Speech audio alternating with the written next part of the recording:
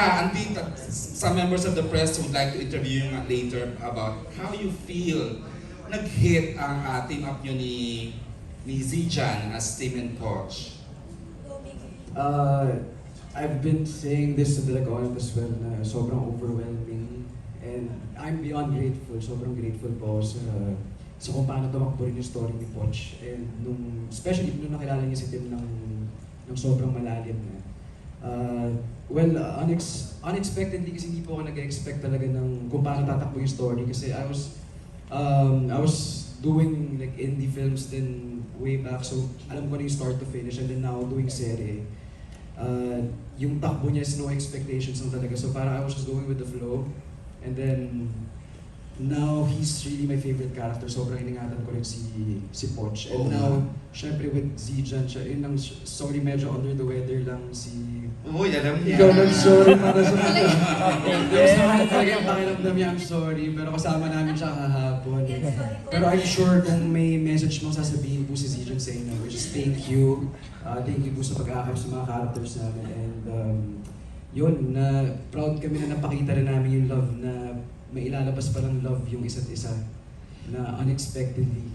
Actually ako, Miss Kaniel, hindi ako pala message sa mga director, pero talagang kinukulit ko sa Direct Ona.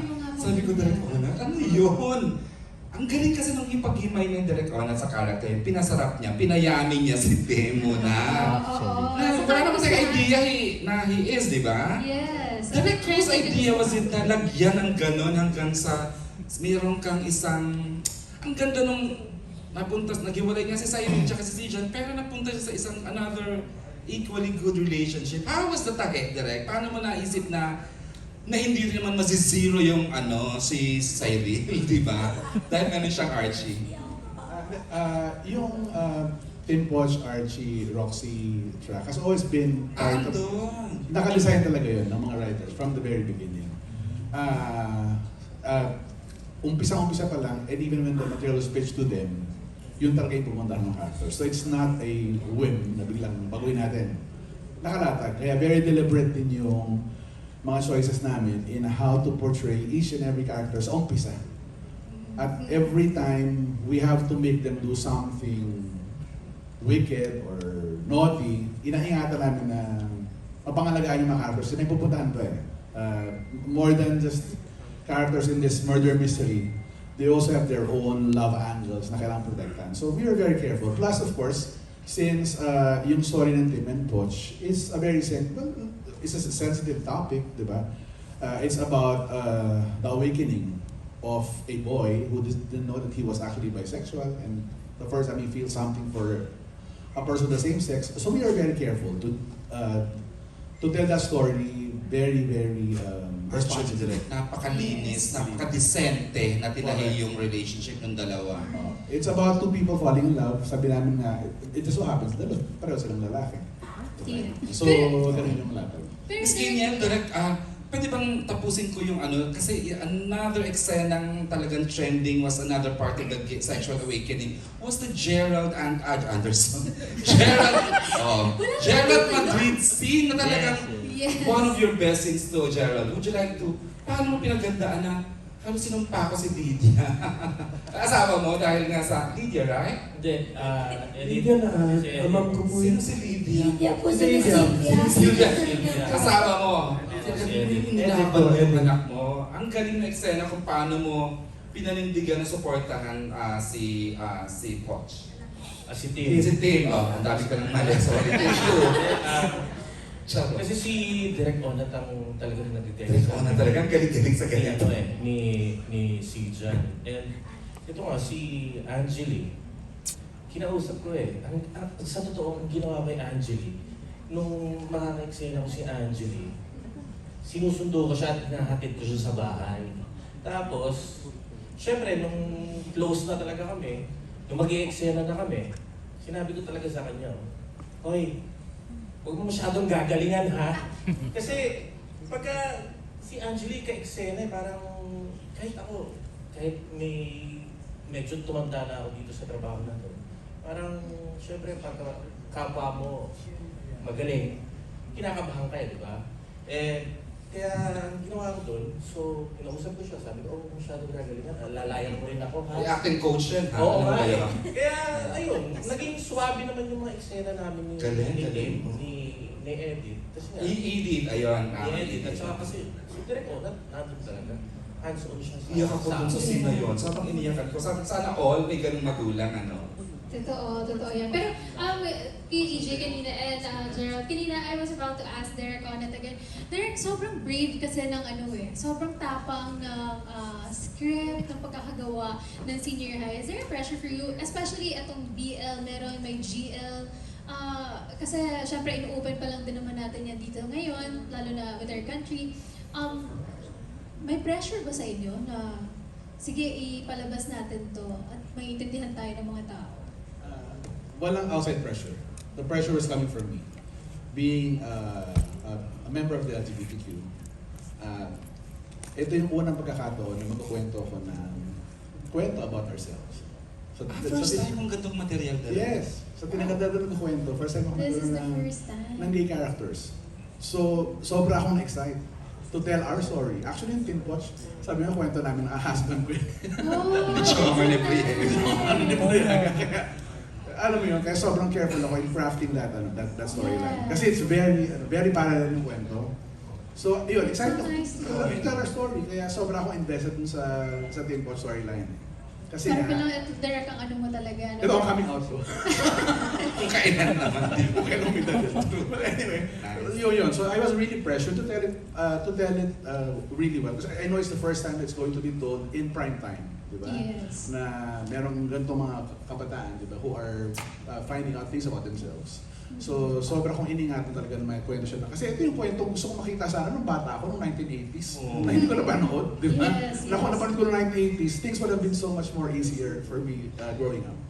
So I hope by telling this story, I'm helping some young kid watching in their laptop or in their screens Yes. feel a little better than... That's very, very brave of you, Oh, Derek. thank you. Sobrang brave. And ayun yung, well, isa rin yung daan na yan para mag-open, of course, yung ating society, the community. Kasi senior high is also really about social issues na hindi naman masyadong natatalakay, no? Pero I have a question for Daniela. Daniela, this is coming from our media friends. Ang question sa iyo is, how do you feel na kinaranahan at binansagan ka ng mga netizens as the new Gen kontrabida na tipong ikaw ang Sherry Hill or Gladys Reyes or Princess Ponzolan ng bagong henerasyon? Do you enjoy these types of roles? Kanino galing yung question? Walang pangalan.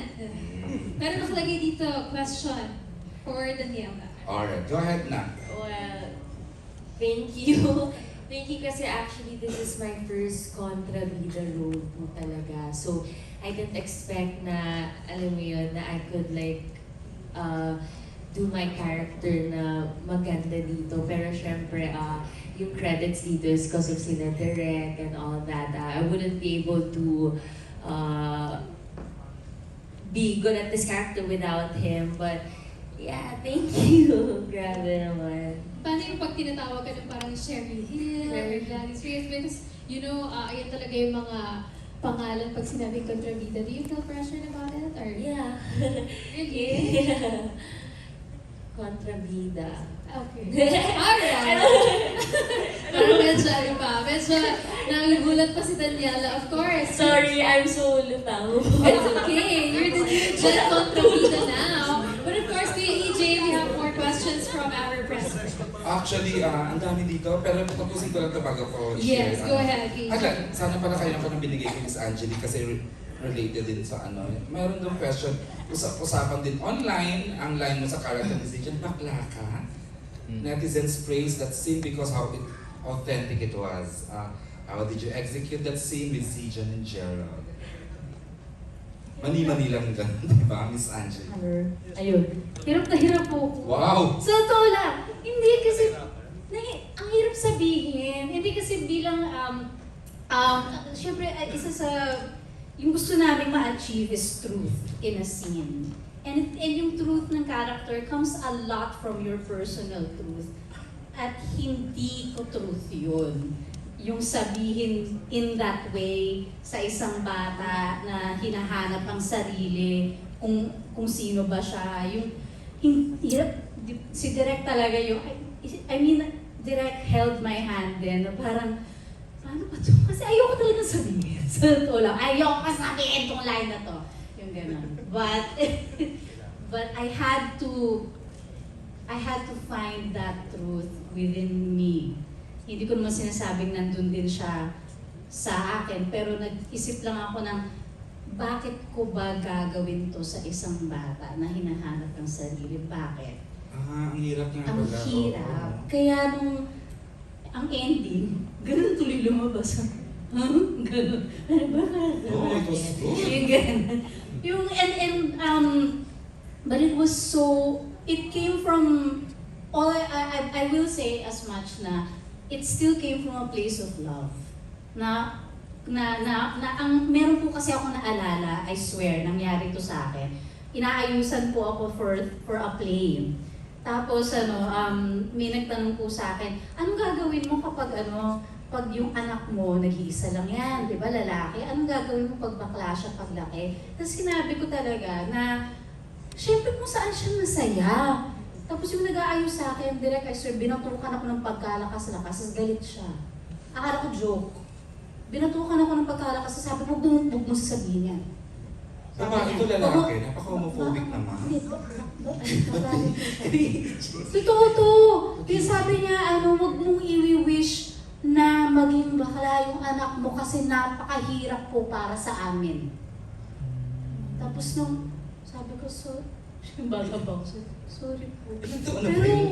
Pero hindi ko talaga, surprisingly, hindi po siya ganun katanda sa akin. Kaya ako nagulat. Pero natandaan ko yun, nasabi ko, how hard must it have been for him growing up? Ano kaya yung iniisip ng magulang niya para ganito yung maging effect sa kanya, yung struggle. So naintindihan ko po nung sinabi niyo sa akin direct na ano kaya yung thought process ng isang magulang na iniisip niya na tama yung ginagawa niya, na sabihin sa bata na huwag kang maging bakla, anak.